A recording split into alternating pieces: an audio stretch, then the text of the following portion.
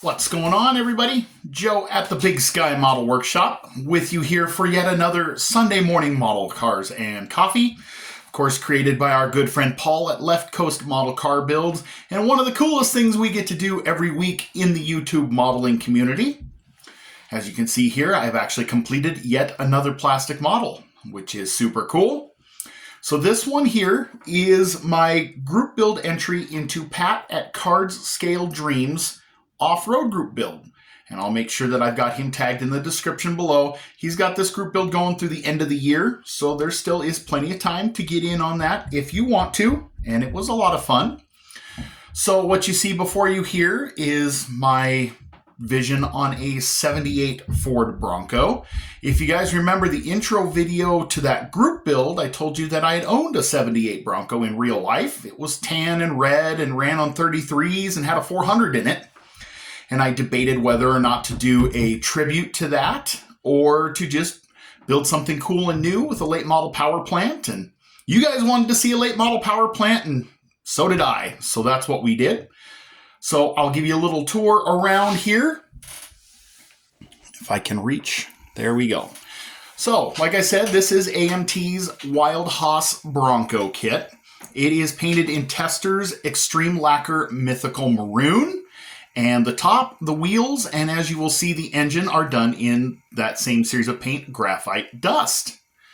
License plates came courtesy of my buddy William at Red Hill Rod and Custom. I absolutely love those Montana license plates. They're perfect.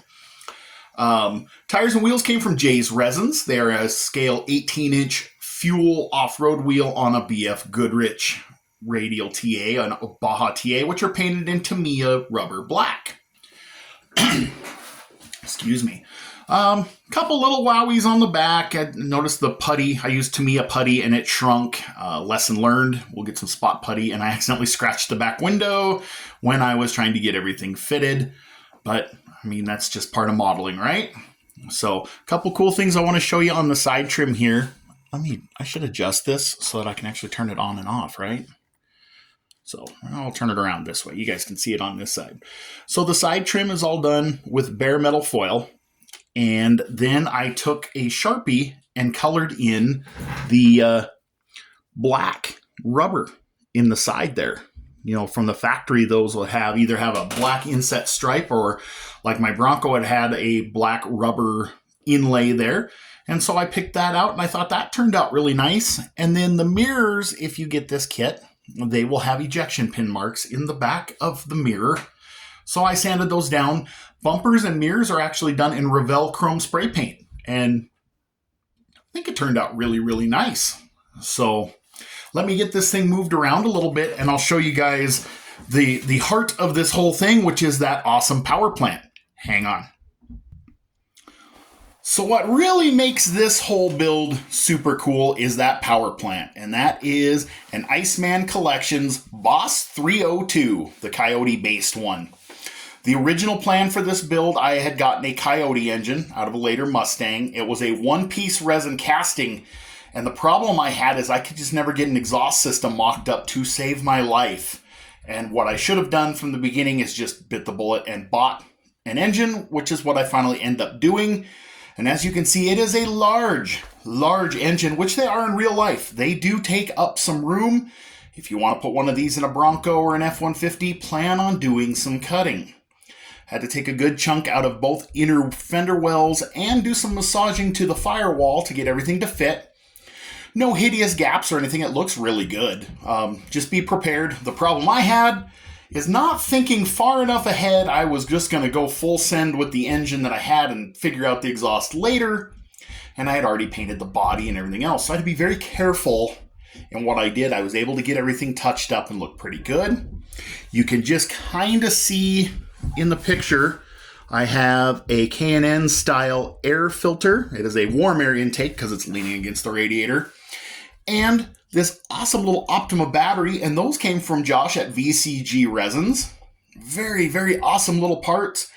Look really nice on there.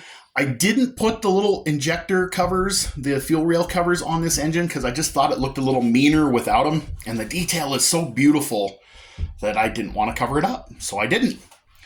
So I may someday redo the air air intake, maybe get a kit and bring it all the way out here. And I did, now that I have this set up, I really should start working on putting in like battery cables, because that looks a little lonely.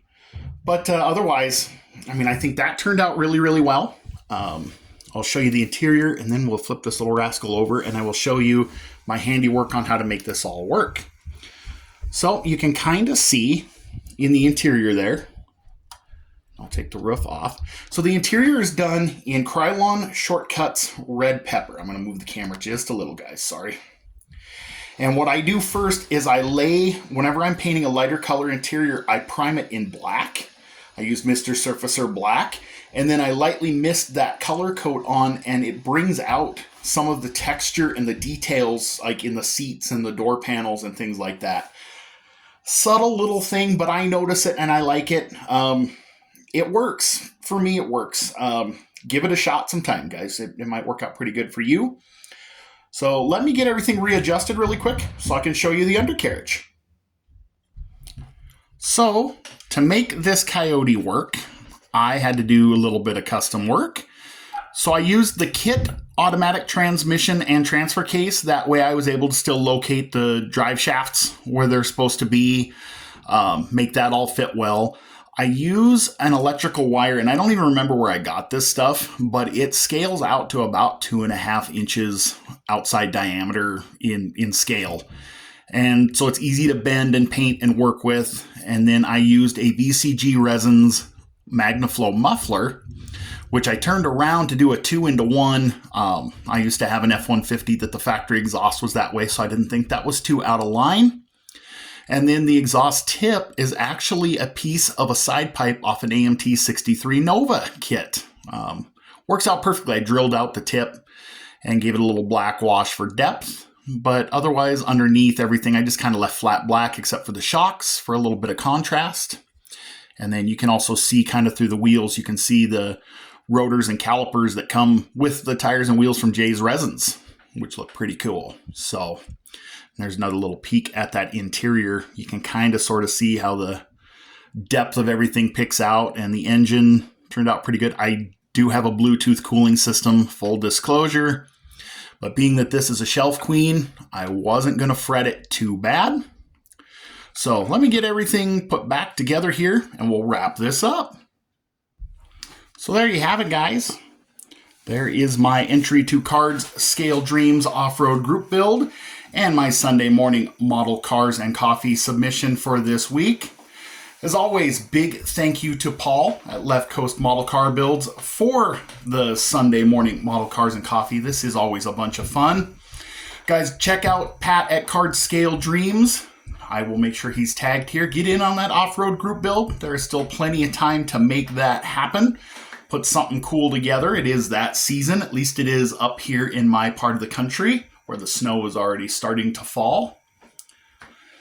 Iceman Collections for the engine. Definitely check them out. Joel builds some amazing stuff, as you can see, as well as Josh at VCG Resins. Without those little detail parts, I don't think I'd be able to make this fit together.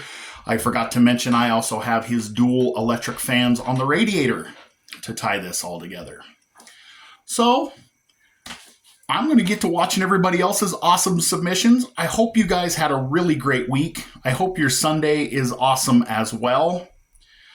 I'll be sure to catch everybody else's videos best I can throughout the week. And that's pretty much it. I'm just rambling now. Have a great Sunday, guys. God bless you, and I'll catch you on the next one.